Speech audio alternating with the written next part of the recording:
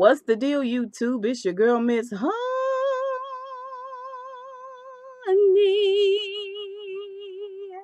Welcome back, welcome back, welcome back. You guys, it's Woosah Wednesday. You already know what that means. That is Greenleaf, you guys. This is the second half of season 2. This is episode 10. This episode is called Call Not Complete. Not really sure why we needed a 2-day premiere of this um second half of the season. We probably could have did a 2-hour thing. We probably could have did 1 hour, really, especially if we weren't gonna all be aghast and shocked at the fact that Grace had to kill Mac.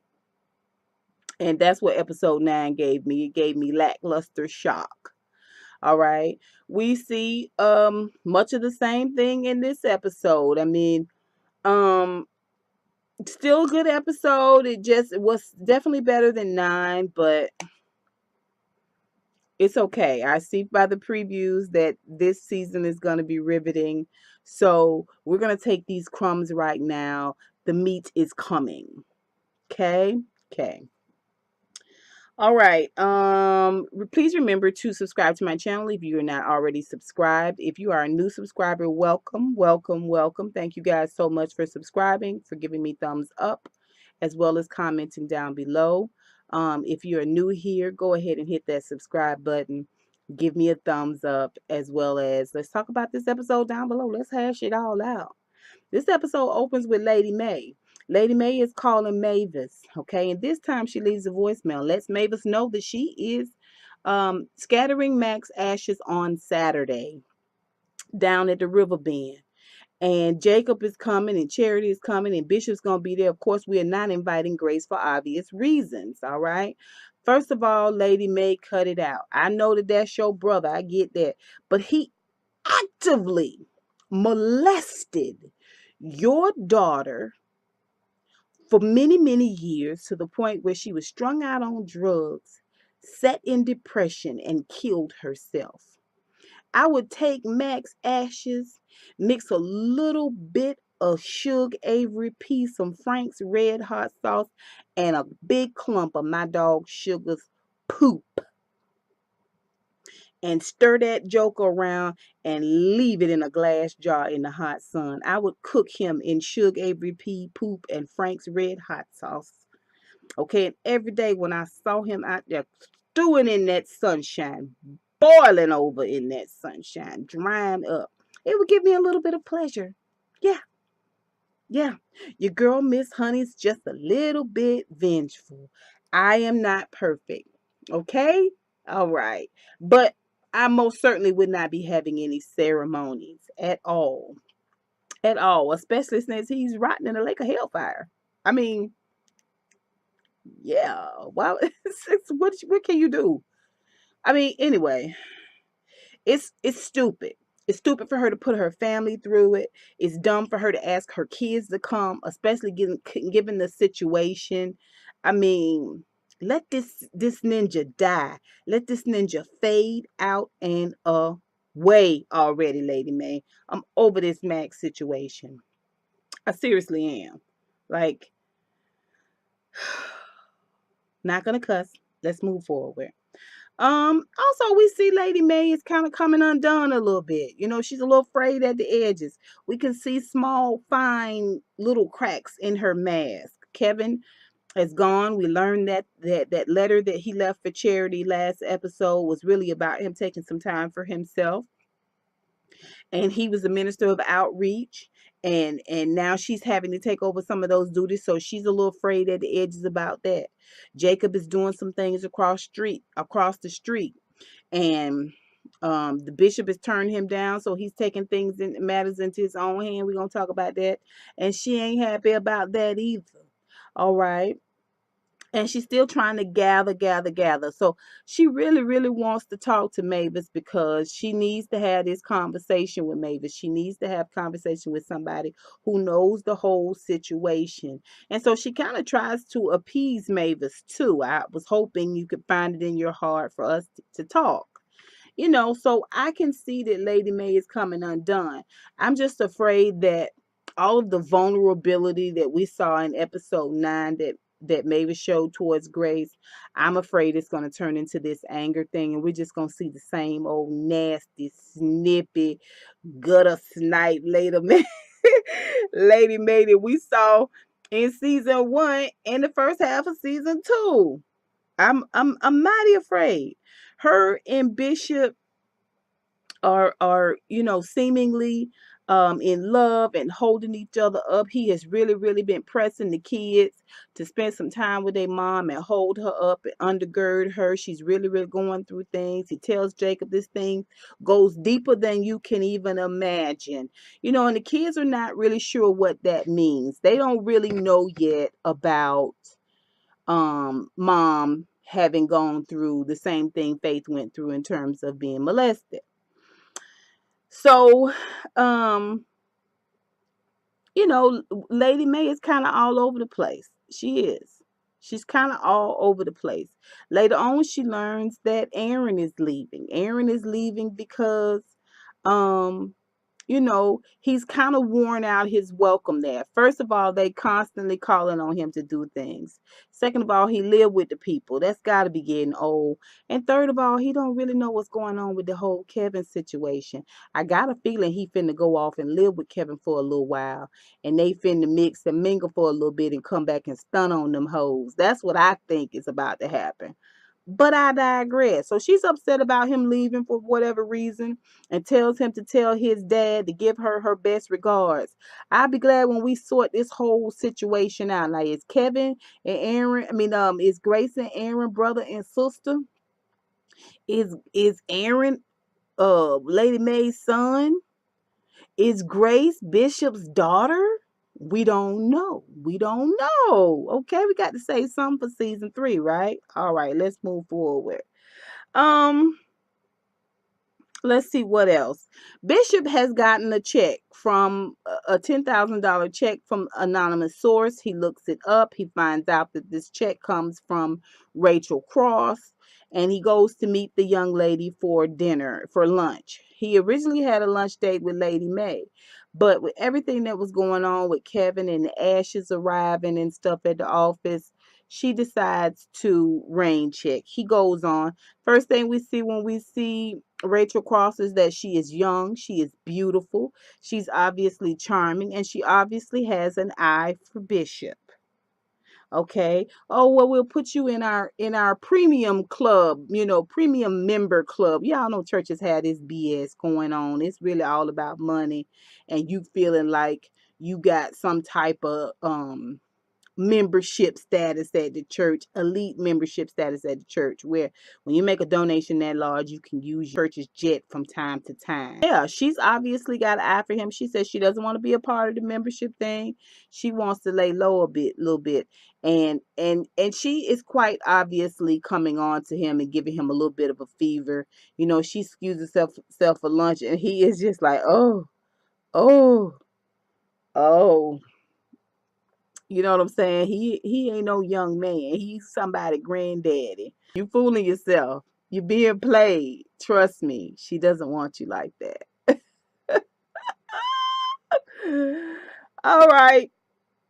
Later on, we get to see at the end of the episode the spreading of Mac's ashes out, and Jacob does there's no words said. They just all gather.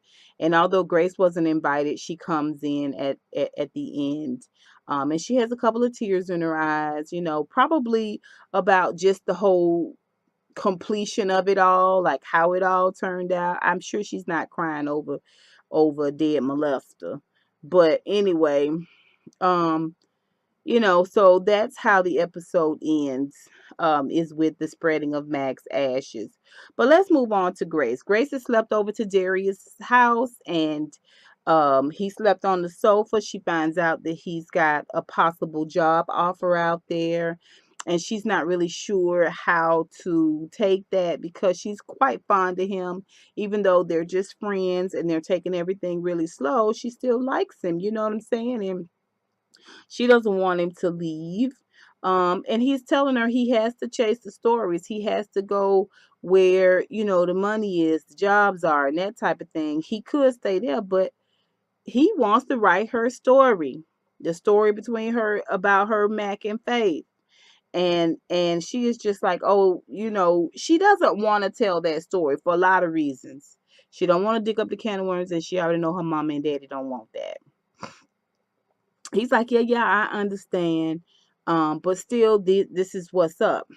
Eventually, after having conversations with her siblings, she decides that she is going to give him the story. She gives him the story and she says, publish it, don't publish it, but let me know first so I can at least warn my mom and my dad.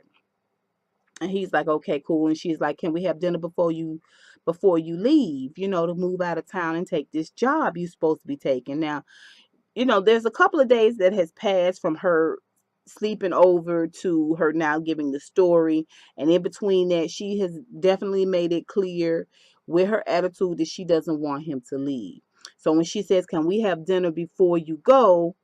He says, I'm not going. She's like, really? Why? And he looks at her and she looks at him and she's like, for me? And he was like, yeah, well, I decided I was going to stay and try it out. I still don't trust him. I still don't trust him. But I will tell you that Grace loved kissing Rick Fox. I could tell she loved kissing Rick Fox. They kiss and it's real cute. Grace gathering the siblings because after before her father goes to meet with Rachel Cross for lunch, he tells her, I need you to look out for mom. Mom is having a hard time. She really needs you guys, you and Jacob especially with what Jacob is doing over across the street. We really need to stick by her. And Gigi kind of agrees. Um, so she gathers Charity and she gathers Jacob, and they all go over to Jacob's house to have dinner and talk about things. She just wants to see where Jacob's head is. Kerissa, y'all know Kerissa nice nasty, and Zora got the same situation. Kerissa wants to know how Grace is doing while they having dinner. This is small talk, chitter chatter, a little laughter, and Kerissa goes in. How are you doing? And Gigi's like, I'm fine. What are you talking about? Why wouldn't I be fine? You killed your uncle like 3 days ago, a week ago, 2 weeks ago. And she tells her, Jacob and I went to counseling and it worked really, really well. Have you thought about it? She was and Grace was like, I don't need counseling. Counseling for what? I'm perfectly fine. I'm perfectly sane. I am not coming undone. Yeah. Think about it, Grace. Just think about it. Then Kerissa turns her conversation to to Charity. And she asks, what's going on, Charity? You got these songs out there. It's great. It's super great. Wow. They start talking about a little bit more heavier stuff, and Zora excuses herself, takes her brother, and goes on about her business. And they get into it. What happened with you and Kevin? It was y'all seemed like y'all were so perfect for each other, best friends. And she tells him, Kevin's gone. He's taking some time for himself. Well, why did y'all break up? Kevin's gay. And when she says it, she starts laughing a little bit. You know what I'm saying? She has a little bit of laughter about it because she said, I've never said it out loud. And it's like nervous energy laughter. I don't think they was laughing at him. I mean, Jacob really, really spoke up for him and took up for him and everything in terms of he must really, really be going through something. And that's a really, really tough thing to accept and try to live out and so on and so forth. So it wasn't malicious. It was just like this moment, and they all kind of laughed and kikied. Later on, as they're washing dishes and putting things up, things get a little bit serious. And Grace brings up the fact that what Jacob is doing across the street, right? Essentially, Jacob has decided. This was his big idea from last week. The food is to feed the hungry. A church without walls, essentially. Feed the hungry, clothing, gather donations. And he stands out there and he preaches on Sunday. I don't know if he do it on Wednesday too, but he do it definitely on Sunday. And he really feels like God is giving him this idea, and it is God's purpose for him for him to um serve and teach the people without all this pretense, okay? Without walls, without speakers, without microphones. Just go out there amongst them and preach the gospel and serve and feed them, the word as well as tangible food. It's a very good concept. Very, very good concept. Everybody's not on board. Certainly not Lady May and Bishop. Bishop shows up at his first service, and he's just so nasty. He's always just rolling his eyes, and he's always got something negative to say. To me, why would you come? Why would you show up if it's just to tear down? Like, this the side of Bishop and Lady May I cannot stand. This the side that makes me cuss, okay? But Kevin knows that he knows that he knows that he knows that he heard from God, and he is not wavering on any of it, including with Kerissa. Because at the end, later on in the episode, when they're having dinner as a family and they looking at the video that Zora took of his first service, which went viral because Isaiah, we're gonna talk about that, tweeted it. And so they collected over $3,000. And she was like, Zora was like, well, maybe we can get amplifier and microphone. He was like, nope, we're not buying anything. Just, well, what are you gonna do with the money? Just food to feed the people. If some families fall in need, they need a place to stay. And Kerissa says, and to build a church someday, eventually. And he was like, no, no church. Not unless God says different. And she has a little dry look on her face because, oh, Kerissa has wanted to be a first lady for a long time. She's a very ambitious woman. All right. So we're going to see that play out a little bit more. But let's go back. Everybody's upset about Jacob being across the street. Now, so the three siblings are standing up there in the kitchen, in Jacob's kitchen, and Gigi wants to know what he's doing. And like I said, he knows that he knows that he knows that God told him to do this. He doesn't mind defending it. He is not offended by it. He is offended by the fact that she wants him to give it all up or do it somewhere else. Essentially, what she wants to do is, she's had this pressure from Darius. It's not that I guess he is kind of pressuring her a little bit. He's kind of giving her a little dry ultimatum, especially about the story. But in other words, she wants to leave options open to leave and go to New York, possibly, maybe. I'm not sure. Just thinking about it. And the siblings are like, what? She wants Jacob to take over for her and preach. I'm not preaching. I'm not ministering really. So where would you go? This is what Charity said. So you wouldn't be preaching. Jacob would be preaching. Where would you go? And she says, I don't know, maybe New York. Of course, Kerissa's upset about it. She's never made any she's never hidden the fact of how she feels about Gigi leaving and coming back. She feels like Jacob would be a lot further along in the ministry if Gigi had never come back. Gigi is really trying to sell this. It's completely for selfish reasons. It is. All right. And Charity takes it the hardest. She does. When they return home back to the mansion from Jacob's, and Jacob's he was unequivocal about it. I'm not coming back. This is what God has told me to do. This is what I'm going to do. You guys have to deal with it. Okay, upset mama and daddy or not, this is what I'm going to do. I'm following the leading of the Lord. I'm proud of Jacob. I've been proud of Jacob for a minute now. So when Grace and Charity get back home, she's just like, hey, Charity, sit down here with me for a minute, have a couple of drinks. And Charity's like, I don't want to deal with you right now. Why are you so upset? And Charity tells her, you left and left us here. It's our turn now. She wants to do her music. Jacob wants to do his thing in the street preaching. It's your turn now to pull your weight. And I agree and I disagree all at the same time. Everybody has their own path. And when you follow the path that someone else has laid down for you, oftentimes you're not happy. It's probably why you entitled. It's probably why it took Jacob so long to get himself together. And y'all laying all that at Gigi feet, like things would have been so much better and so much different if Gigi had stayed. I don't think that that's fair.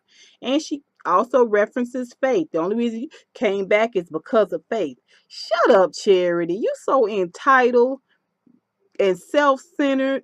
Let me tell you something. Keep being a mama. Keep living, keep growing. You are going to keep improving. What you need to do is move out of that house. Okay, because that house is keeping you from being the best adult you can be. You so entitled. I can't stand Charity, y'all. She my least favorite person. She really is. At the same time, I do think you need to be there for your family, especially since her father is sick. Her mama's going through something. This is the same thing she tells Jacob. It applies to him, but it don't apply to her. So I do agree with Charity in that sense, but at the same time, she always come across so spoiled and entitled to me. Sophia's boyfriend has a friend and they've set him up with Zora. They go bowling. Like I said, she her mama's child. She just like Kerissa. She nice, nasty. You can tell instantly when she got an attitude. She treat the guy kind of crappy. And yeah, of course she talks to Sophia any old kind of way. She does seem like she's growing a little bit closer to her mom and dad. She tells her dad that she is proud of him for what he's doing in terms of listening to the leading of the Lord and deciding to do the things the way that he is doing them. But at the same time, she's constantly getting texts and tweets and all this stuff from Isaiah. And so she calls him, which we already knew. Eventually, she's going to pick back up with him to her detriment. But that's what's going on with Zora and Sophia. Aaron is leaving. For how long, we don't know. But that's it, you guys. That's Greenleaf. That is the breadth and scope of Greenleaf. Good episode. But we still have a lot to learn about this upcoming season and what's going on with Lady May as well as this Rachel Cross individual. This gonna be a mess. But I do believe that Lady May is up for the challenge. Okay, you guys, that is it for Greenleaf. Tell me what you guys thought of this episode. What do y'all think about Rachel Cross? Y'all think she after the bishop's worms? Or could she be his daughter? What's going on? What do y'all think is going on with this whole Rachel Cross situation? We're going to see Skanks again next week, so he'll be back. What do y'all think about the decision that Jacob is making to do this church without walls? I, for one, am proud of him. I am. What do y'all think about Kevin and Aaron? Y'all think Aaron leaving to go be with Kevin? Y'all think Aaron and Kevin gonna show back up like ta-da, married? I don't know. Y'all let me know what y'all think about Kevin and Aaron. If y'all think they're gonna resurface as a married couple. Y'all Charity face would be so cracked if Kevin and Aaron show up as a couple. Oh yeah, child. That'd be fun, wouldn't it? Wouldn't that be fun? What y'all think about this whole Darius Grace situation? Is this story gonna come back to bite her in the butt? Yeah, probably. Okay, again, you guys, that's it for me. Thanks so much for watching and tuning in. Please remember to subscribe, rate, and comment down below. Until next time, honeybees. Mwah.